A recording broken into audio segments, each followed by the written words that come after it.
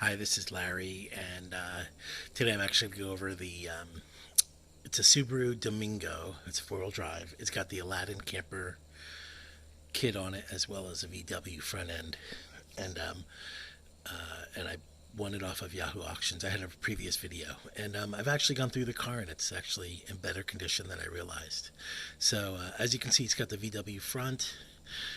It's got a 1.2 liter engine in it that puts out about 80 horsepower. It's naturally aspirated, so unlike the regular Domingo. Now, this Domingos are based off of the Subaru DS or the Sandbar, and the what they've done is they actually make it more road legal. So they extended it front and back to give it more crash protection and more space and length as well. But a lot of parts are interchangeable. But they upgraded the engine. This is a CVT four-wheel drive. The CVT on this one's in good condition. And if you look there, that's the pop top. And I'll show all that to you. And I'll give you a quick walk around. I don't have much space to really go around it. It's narrow where I'm at.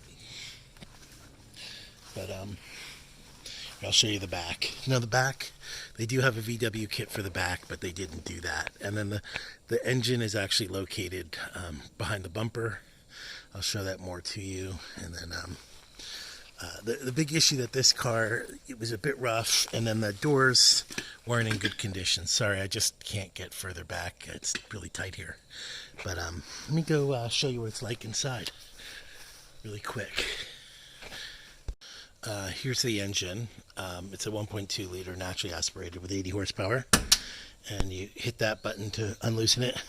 Now, I'm going to almost certainly have to put down my phone to grab it. Oh, I got it. Okay. Anyway, you see how it goes.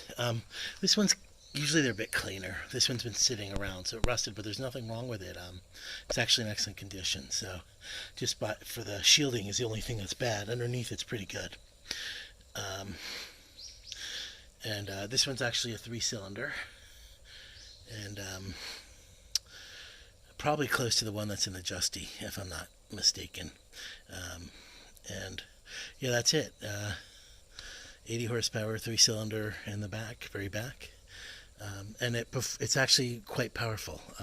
It happily does 75 miles an hour on the highway. Easily cruises at 65 all day, so you don't have the issues that you do with the Sandbars, with them getting rod knock.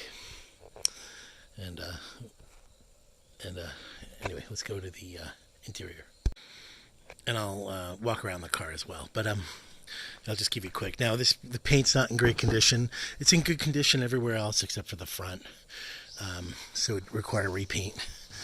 Here's the interior, and it's identical to a standard Subaru Sandbar in the front, but it's actually a little longer. They put an aftermarket wheel. It's a CVT. There's no way to engage four-wheel drive on this one manually. It's all automatic, so it's an all-wheel drive car. And it's got the fog lights and the thing here.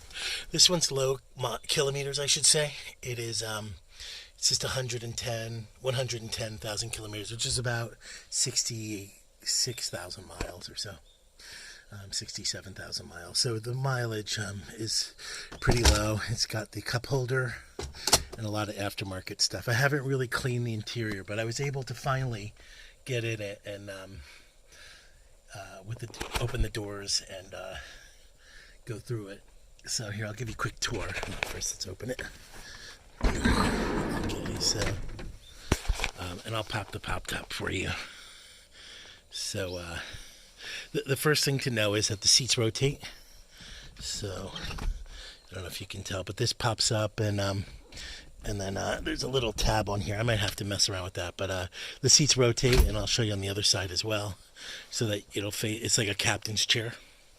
And then these seats fold completely flat. If you take off the headrests on both sides, you can actually make a bed, and you do that down here. You push this button and lift this, but I can't do it while holding the phone. So I'll take a break and I'll show you how to make the beds. Okay, I've lowered the seat, and I've actually put the seat backwards. So you can see it makes a completely flat bed here. It's not the best view. Unfortunately, I don't have a wide-angle lens on my camera. But you can get an idea of how it works. And then with this seat up, you can have nice captain chairs as well.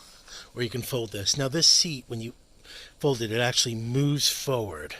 So you can move it back, and it gives you more space between the passengers.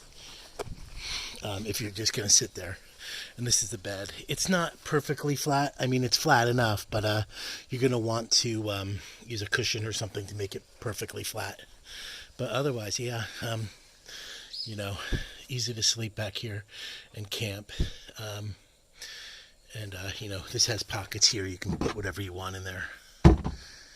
And then these are the seat. It's got real seat belts for the passengers in the back, unlike the standard Sandbar. And then I know everybody will want to see the top, but and I'll go do that right now. So the top's pretty easy. It's got an alarm on it. So you have this little cable here, and you can't tell, but it secures there. There's actually none on that side, which is kind of interesting. One can be added easily. And then you have two buckles that you undo there, and then the top just goes up automatically. And I'll show you that really quick. Okay, I've undone the buckle here, the buckle there, and the cable there. And then you just grab these two things and push up. It's heavy with one hand. You push on that handle and that handle. I'll just put you guys here while I do it.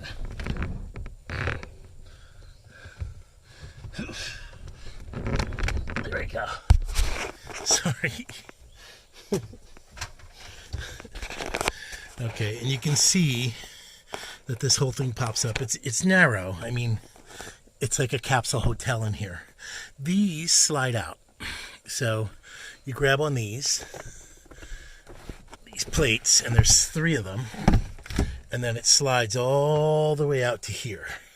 So you actually don't have much access below, but for kids it's fine. You probably only need the 2, which would go about to here, and then you can have access to the front, or you can pull it all the way out if adult sleeps up here.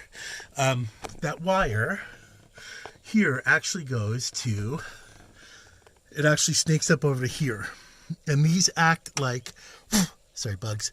These act like connectors. When the connection's made, the alarm doesn't go off when the car's on. But if this roof is up, you get an awful alarm that goes beep, and tells you not to drive until the alarm is down. So it's not in the best condition though.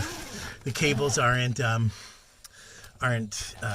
you know, they've kind of deteriorated, so it goes off randomly. So I've just unhooked the alarm, and then you can see this unhooks. This is a screen, and it does it on both sides, so it's quite nice in here. And then you have a light up here, of course. So it's pretty cool, actually. And I'm going to jump out and show it to you what it looks like when it's up. Here's the pop top on here, and it's really cute, especially if this car was in a better color, maybe like red and white or something.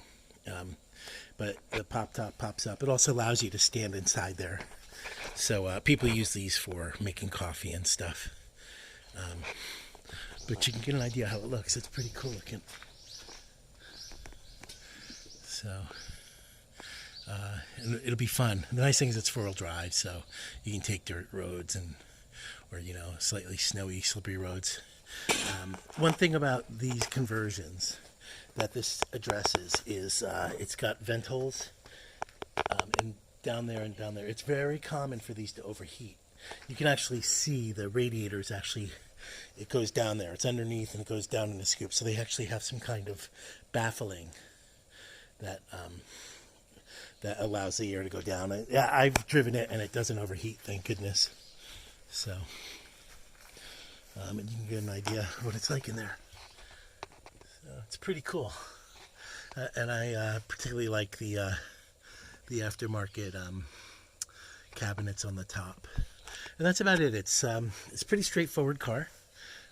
And the front seat rotates. You can see it's slightly rotated, but I I didn't move it in position, but you can rotate the front seat if you want as well, giving it more space, more usability. And I'll show you how to put up the seat. You push this down, lift that. You can see the seats for it. I've undone it, and so it should just, if I pick this up, the whole seat will go back to normal. And so you can actually get some pretty good space between the passengers and the driver. So it works really well.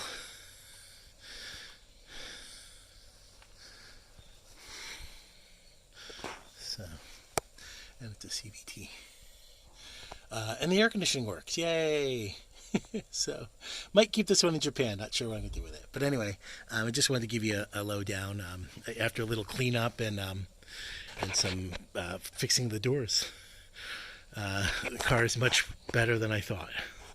So, anyway, thanks for watching.